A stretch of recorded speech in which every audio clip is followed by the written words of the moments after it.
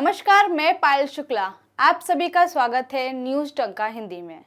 राहुल गांधी जब कांग्रेस के अध्यक्ष थे तब वे लगातार बोलते थे मंदिर वही बनाएंगे लेकिन समय नहीं बताएंगे। हालांकि तत्कालीन गृह मंत्री अमित शाह ने कहा कि राहुल गांधी कान खोलकर सुनिए और तारीख नोट कर लीजिए। अयोध्या में भव्य राम मंदिर का निर्माण 1 जनवरी 2024 को बनकर तैयार होगा।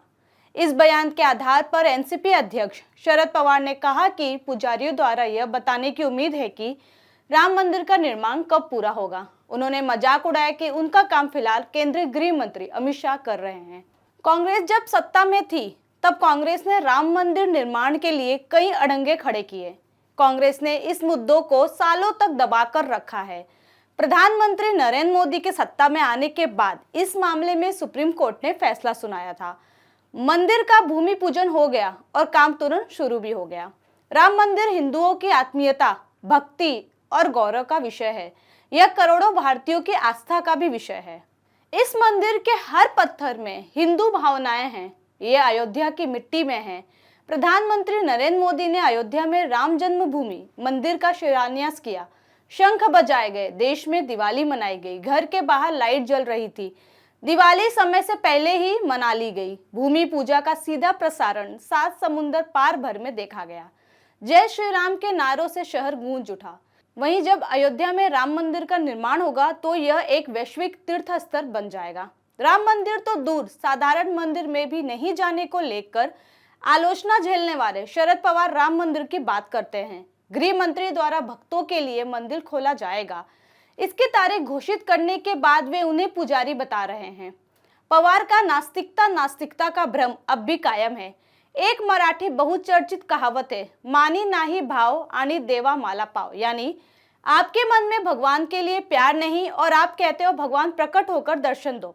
इस तरह के वित्ती वाले लोग चुनाव की तारीखों की घोषणा के बाद भगवान को याद करते हैं। जब शरद पवार मंदिर जाते हैं तो यह कहना पड़ता है कि वह भगवान को मानते हैं। सोशल मीडिया पर अपनी फोटो पोस्ट कर साबित करना चाहते हैं कि वो भगवान के भक्त हैं, नास्तिक नहीं। इसका अर्थ यह है कि हाथी के दांत खाने के कुछ और, दिखाने के कुछ और होते हैं। पवार ने हनुमान चालीसा के मुद्दे पर टिप्पणी की। उन्होंने स्थिति संभाली कि यह मुद्दा महत्वपूर्ण नहीं है। वहीं आलोचना झेलने के बाद उन्हें संक्षेप में इसके बारे में बताना पड़ा था। शरद पवार द्वारा अमित शाह की तुलना एक पुजारी से करने के बाद विधायक अतुल भातखलकर ने ट्वीट किया। विधायक अतुल भातखलकर ने कहा कि जिस तरह से पवार ने क्रिकेट में हिस्सा लिया, जबकि शरद पवार 10 साल तक कृषि मंत्री रहे थे, आईपीएल के कार्यभार भी रहे। पवार को कृषि मंत्री रहते हुए किसानों के मुद्दे पर ध्यान देना चाहिए था, लेकिन उन्होंने क्रिकेट में दिलचस्पी दिखाई। पवार क्रिकेटर नहीं थे, उन्होंने साधारण गली में भी कभी क्रिकेट नहीं खेला होगा। पवार मुंबई क्रिकेट संघ के अध्यक्ष रह चुके हैं। वह दुनिया के सबसे अमीर क्रिकेट संगठन यानी बीसीसीआई के भी अध्यक्ष रहे। हालांकि इतने पर ही पवार नहीं रुके। एक समय के बाद वह सीधे अंतर्राष्ट्रीय क्रिकेट संघ के भी अध्यक्ष बन गए। जबकि पवार एक राजनीतिक नेता थे, उन्होंने कई क्रिकेट पदों पर कार्य किया। पवार को क्रिकेट के बारे में किस तरह का ज्ञान था? नियम यह है कि मुंबई क्रिकेट एसोसिएशन के सदस्य को मुंबई से होना चाहिए। अध्यक्ष पद पर बने रहने के लिए शरद पवार ने अपना पता तक नहीं बदला है। शरद पवार के ससुर सदू शिंदे क्रिकेटर है। सोचने वाली बात यह है कि पवार का क्रिकेट से क्या कनेक्शन है। क्रिकेट के अलावा वह कुश्ती, कबड्डी, खो खो के अध्यक्ष भी रहे। मौका मिलता तो वह पकड़ा पकड़ी के अध्यक्ष भी बन जाते।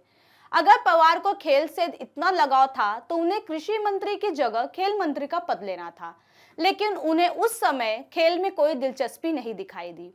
लेकिन यह तो पवार ही है जो कहते हैं कि अमित शाह गृह मंत्री हैं या पुजारी। हालांकि पवार को अमित शाह को बोलने से पहले खुद को देखना चाहिए था। एक कहावत है कि जिसके खुद के घर शीशे के होते हैं वो दूसरों के घर में पत्थर नहीं मारते। यह कहावत शरद पवार पर पूरी तरह से लागू होता है। खो खो की अध्यक्षता शरद पवार के बाद अब अजित पवार को मिल गई है। वहीं रोहित पवार पर महाराष्ट्र क्रिकेट अध्यक्ष का भार आ गया है। वह महाराष्ट्र क्रिकेट के अध्यक्ष के रूप में चुने जाने के लिए भी निर्विरोधी थे, लेकिन क्रिकेट में उनका योगदान वास्तव में क्या है यह समझ में नहीं आता है। राजनीति की तरह भाई भतीजावाद अब खेलों में भी दिखने लगा है। शरद पवार, उनके भतीजे और अब उनके पोते इस परंपरा को जारी रखे हुए हैं। महाराष्ट्र क्रिकेट संघ का अध्यक्ष चुने जाने के बाद भारतीय राजनीतिज्ञ नीलेश राणे ने रोहित पवार पर निशाना साधा। उन्होंने ट्वीट कर कहा कि विधायक रोहित पवार के दादा क्रिकेट में चीयरलीडर्स लाए थे। देखते हैं यह महाशय क्या लेकर आते हैं।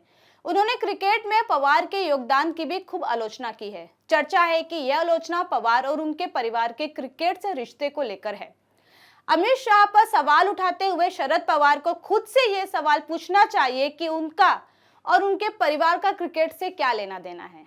मुंबई क्रिकेट संघ के वानखेड़े स्टेडियम के संग्रहालय का नाम शरद पवार के नाम पर रखा जाएगा। उनकी अध्यक्षता के दौरान ही इंडोर क्रिकेट अकादमी का नाम उनके नाम पर रखा गया था। शरद पवार ने कितने शतक लगाए हैं, कितने शिकार किए हैं, कौन कौन से रिकॉर्ड उनके नाम पर है, इस म्यूजियम का नाम उनके नाम पर रखने का क्या आधार बनता है।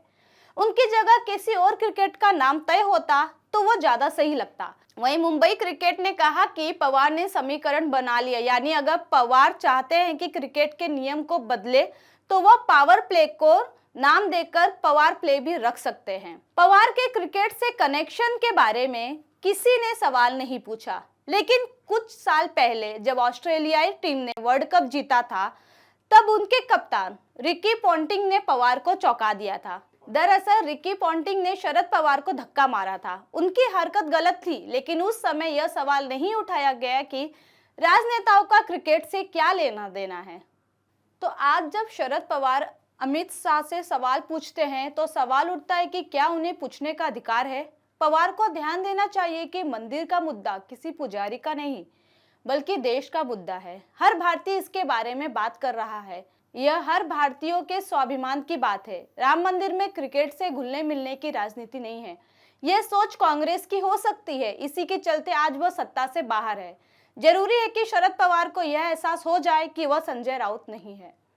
राम मंदिर तैयार होने को लेकर अमित शाह के बयान पर शरद पवार ने साधा निशाना। इस पर आपकी अपनी राय क्या है, हमें कमेंट सेक्शन में जरूर बताएं। साथ ही हमारे चैनल को लाइक, सब्सक्राइब और शेयर करना ना भूलें। फिलहाल के लिए इतना ही। जल्दी एक नई जानकारी के साथ पुनः उपस्थित होंगी। तब तक के लिए मुझे दीजिए इजाजत। धन्यवाद।